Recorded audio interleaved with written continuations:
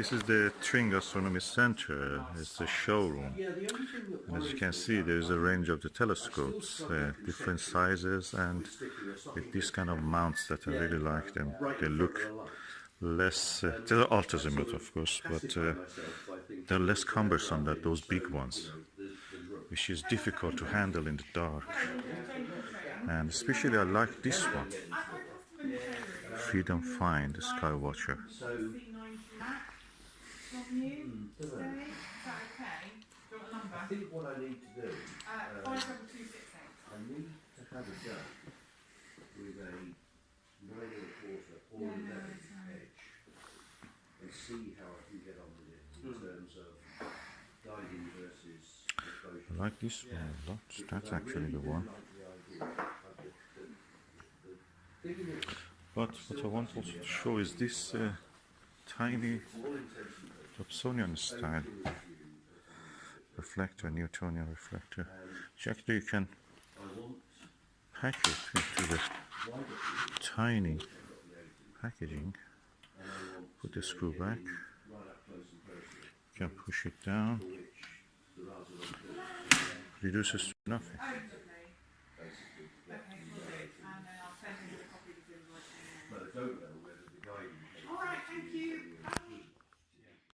Now this Skywatcher tiny reflector actually can fit on this. There's a dovetail bracket and it can fit on this. And I tried it, it's quite sturdy. Of course this is on the lowest point now, but that yet it is sturdy. Doesn't show much. This is a Skywatcher Skymax 150mm Maksutov telescope. It's around 7 kilograms with diagonal eyepiece and finder. This finder I've added on my own, and it's a right angle finder, so easy to look at. But the problem with this telescope, and everywhere I have seen, is that they say that it needs a very robust, heavier mount like EQ5 or above.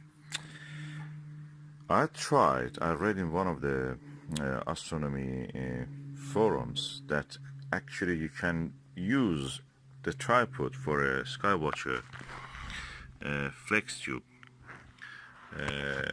Dobsonian mount. I'll show you the telescope itself, the box of it, you will remember. That's the telescope I'm referring to, and for the International Year of Astronomy 2009 special edition. This Dobsonian mount here that you can see at the center is the one I'm using. I must say it looks quite impressive on this mount, and the only worry is that will it actually take a long time to dampen the vibrations that happen when you touch the telescope or a mount, or can it do it quick enough in under 4 seconds, sorry.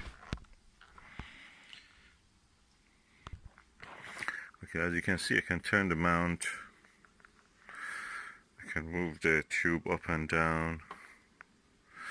It's quite a heavy beast. It's beautiful, and yeah, I may have found a solution for this, the mount of this telescope. The thing is that when you have a telescope, a heavy weight, anything, at a height, that introduces vibration naturally. So if you get it lower, the vibration will be reduced. The height of it is less. So let's hope that this will work. Okay, this is the eyepiece that came with this telescope. It's lightweight, but it's 2-inch. So the good thing about this also is that this is 2-inch, the barrel and the diagonal. So let me install it and see how it is. The eyepiece is lightweight. This one is lightweight. I have heavier than that, with half a kilo or more. So it's better to use a lightweight one just to see how it is. Okay, I've now installed the eyepiece, and of course I have to remove the lens cap, the front cap, can take a look here. The telescope is not balanced at this stage, so I'm going now to move it along so as to make it a little bit balanced. Okay, the eyepiece added some weight to it, so I had to balance it.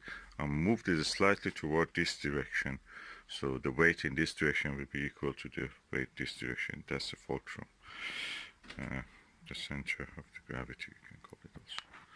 And hopefully that will stay, so I can move it up and down, and to the left and right. So let me target something.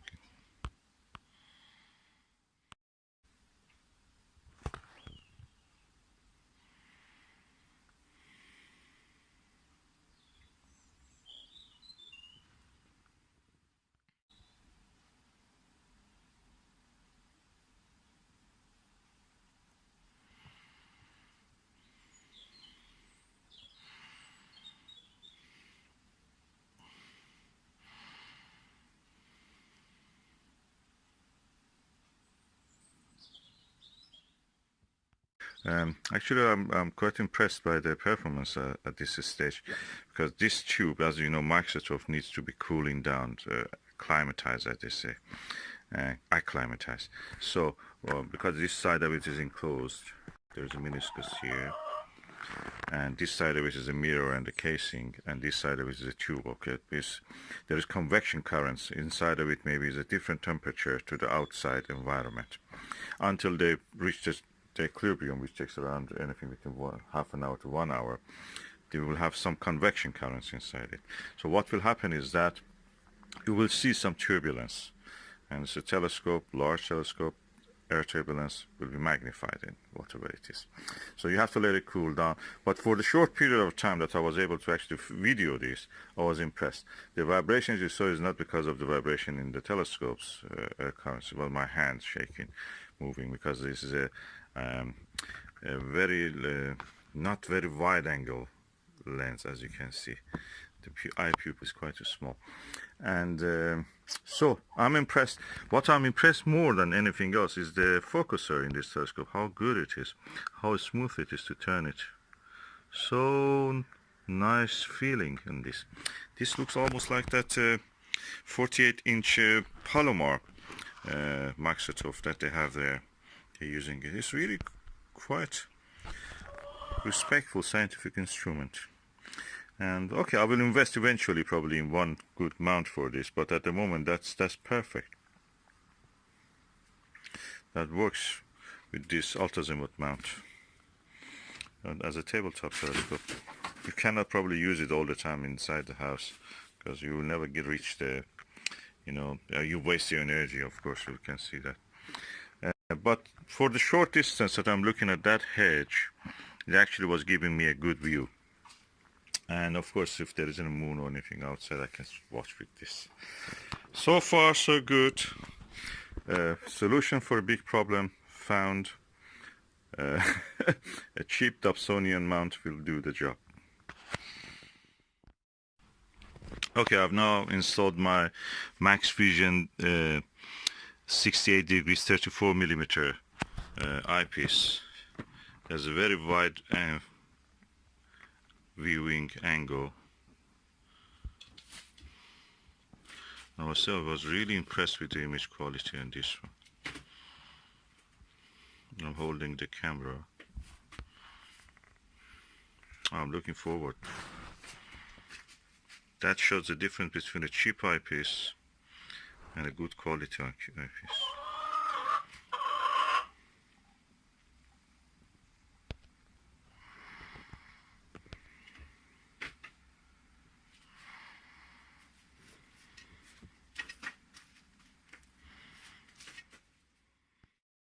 So I think I will use the Max Vision with this.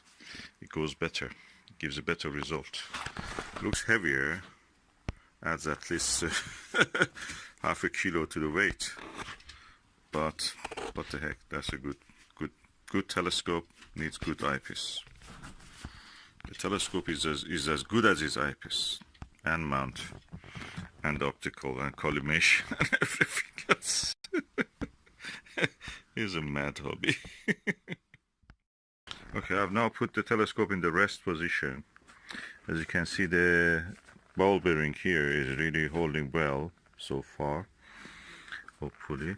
And just ending this video with the comparison between the 2-inch eyepiece 28mm that came with the telescope and the Max Vision eyepiece.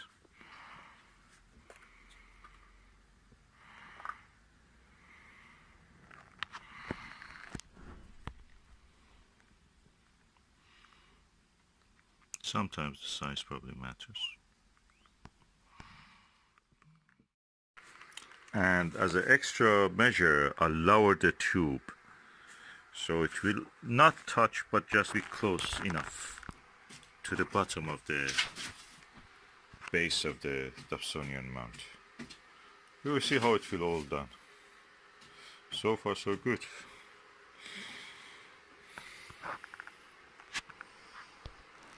It's a big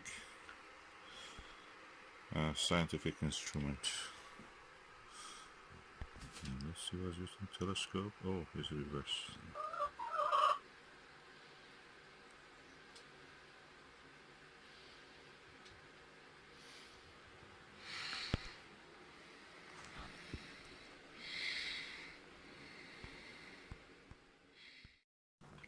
The important part of this Dobsonian mount is this ball bearing here and the head, ball head, which is this part, and it's holding to it.